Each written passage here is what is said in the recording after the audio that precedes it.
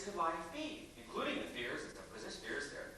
It's not just that you let things go and, for me it hasn't always been I just let something go and all of a sudden the door opens and the angels gather above the door and there's something, and I walk through.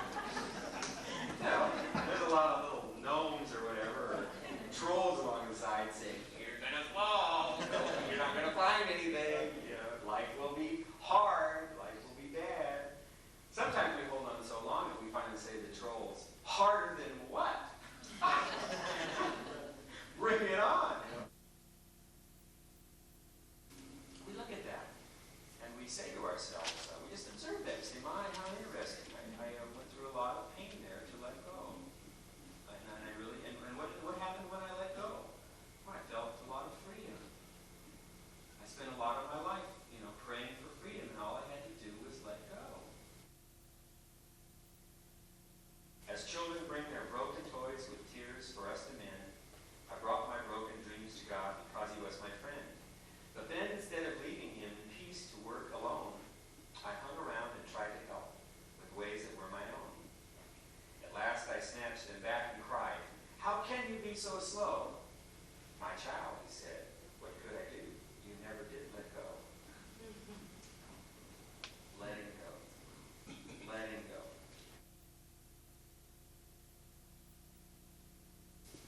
Really, with men and with earthly consciousness, with our faith and belief of who we are as earthly beings, the path into joy and fullness and full functioning is blocked off to us. It's totally blocked off. Because we can't receive it unless we receive it from that childlike consciousness. That childlike consciousness about an awareness of our real selves.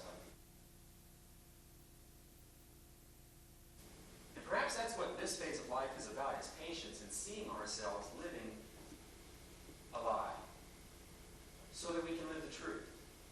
Because the truth will set you free. And the truth of seeing clearly how I function as a real farcical character allows me to make a new choice. Say, hey, I've made a choice that I need to change. What Ashley Brilliant once said, your reasoning is excellent. It's just your basic assumptions that are off. Why is that funny? Because it's true. I go a lot of places. I've been thinking about humor. Why is humor, why is humor funny? Why are comics funny? Why do we laugh? I really think I know what the psychology of humor is. It is a comedian talks about things that we don't consciously acknowledge, yet are semi-conscious in our minds. That's all the best. That's a surefire success method for being a comedian. Just talk about things. Why are there so many comics that talk about sex? Why? Because it's a huge area that we just don't talk much about. Why do some of those comics go off in areas like, some of them go off in some pretty, what they call blue areas, because they're areas that aren't talked about.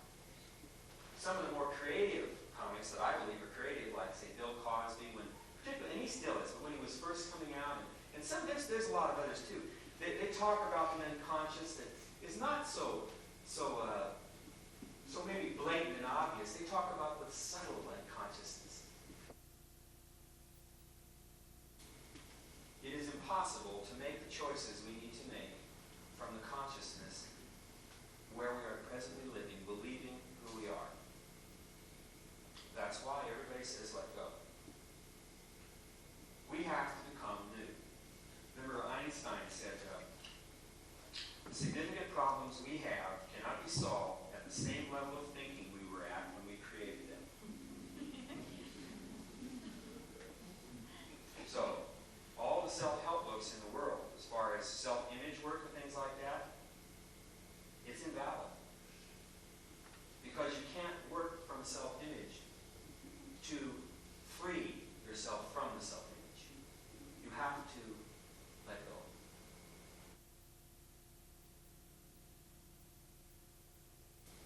That's what Jesus was all about.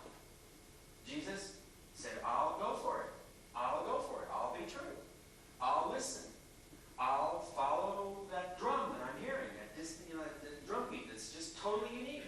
I'll follow it 100%. I'll follow it if it means losing my job. I'll follow it if it means not having enough to eat. I'll follow it if it means my wife and kids leave me, or I leave them. I'll follow it if my mother and father are no longer my mother and father. I'll follow it even if the close circle of friends, which I've created for my own support, turn away from me and say, "What gear are you in? We don't understand you at all, and we have a strong hunch that you just crossed over into messed up."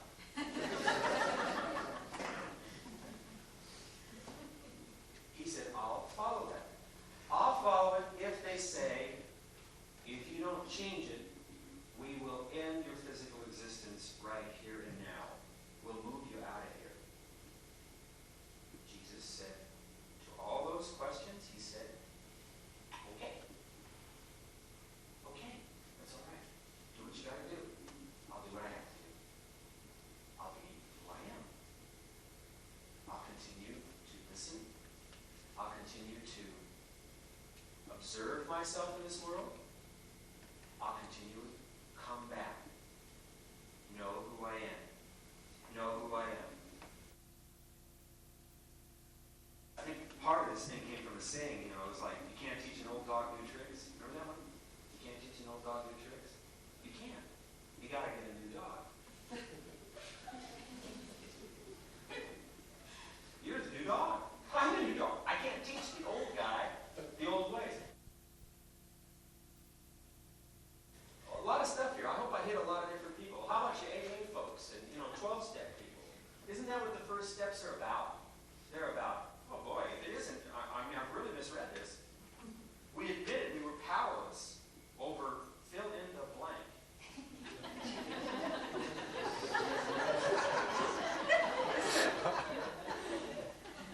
Take your pick.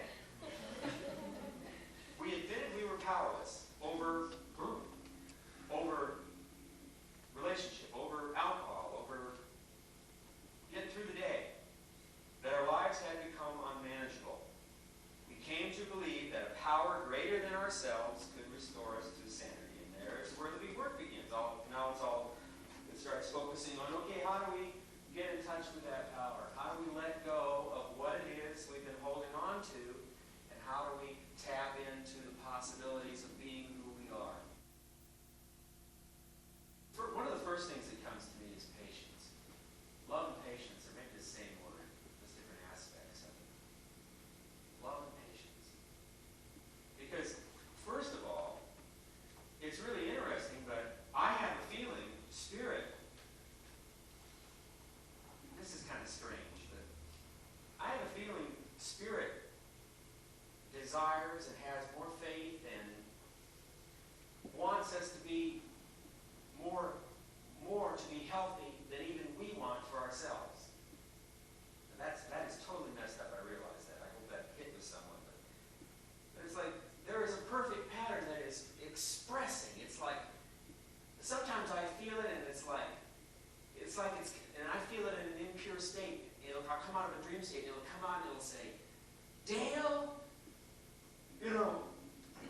why do you carry this burden?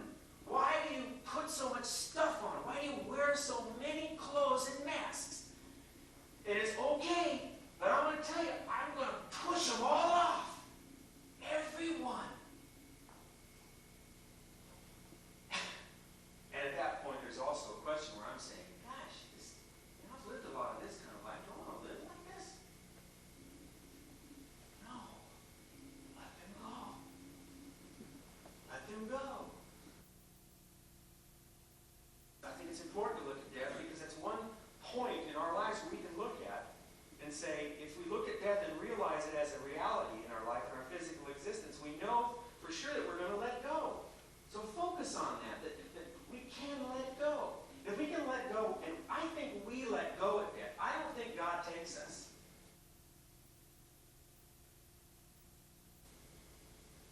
If your wife leaves, hires 12 armed guards, and says, don't ever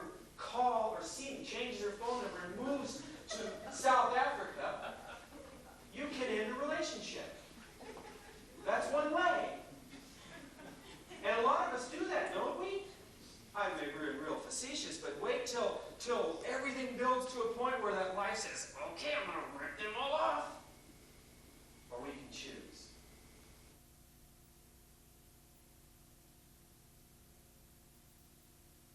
When something falls apart, I'm learning it's very important how I pick up the next thing. You know, that I look at it on that I look through the God leasing program. You know, that I don't get somebody coming in the door saying, hey, it's good to own things on this earth. You ought to really invest in this. You ought to invest in this soulmate. You ought to invest in this wife. You ought to invest in this husband. You ought to invest in this financial security. You ought to invest in this spiritual security plan. You ought to invest in it. Strong, own it. Don't own anything on this earth. Because the degree you own it, that's the degree the pain, the struggle you will have in releasing it. Because everything will be taken away from you because you don't own a thing. You knew it when you came out, brand spanking new. You just popped out. You didn't come in a three-piece suit. You didn't come in a sundress. You didn't come with sunglasses. You even looked at those people, I bet, and wondered who they were. You know? And you didn't fit in with all the things they wanted at first. They wanted you to go in the toilet. Didn't they? That took a little work. That took some compromise.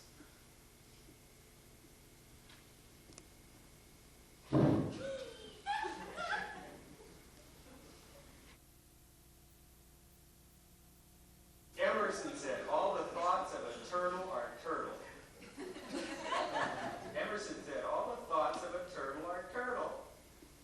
With that, I saw that quote 2 years ago. It was in a list of 30 quotes that someone gave me, and that was one I definitely did not copy. Until today, I looked at it and I said, yeah, all the thoughts of a turtle are turtle. And all the thoughts of a self-imaged human being who's trying to become a spiritual being are thoughts of a self-imaged human being who's trying to become a spiritual being. They are not the thoughts of a spiritual being. They never will be. Jesus says, to man this is impossible. With God, in the Christ, it is possible. That's what, we are the Spirit.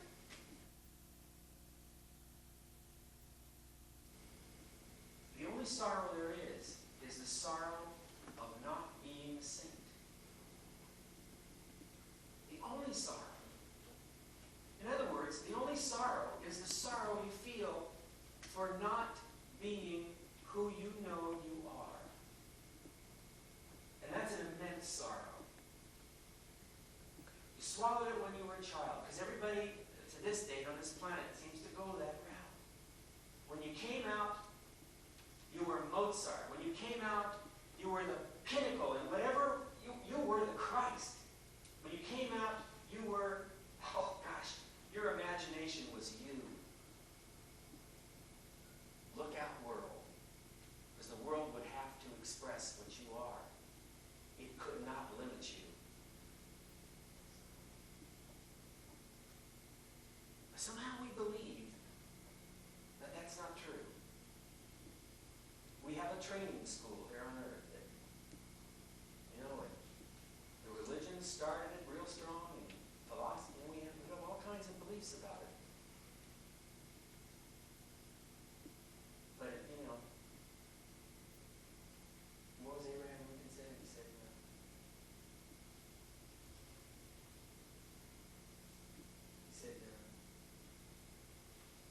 he had a cow, and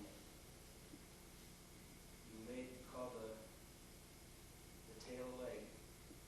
How many legs did the cow have? So he said, 5. He said, no. Calling a tail a leg. Don't make it a leg.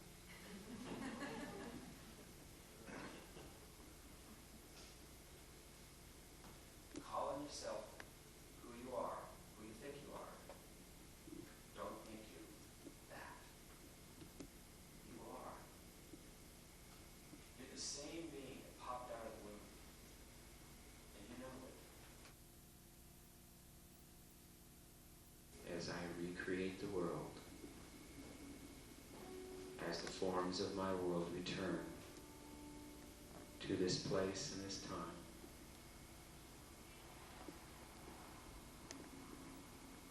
conscious of the center. I give thanks for the life, for the ever-changing Spirit, moving, the ever-present Spirit, one and the same, changing, moving, lifting, bringing greater life, experience into my world,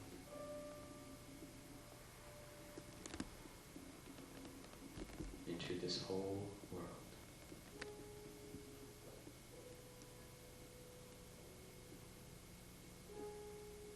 And I give thanks that it is so,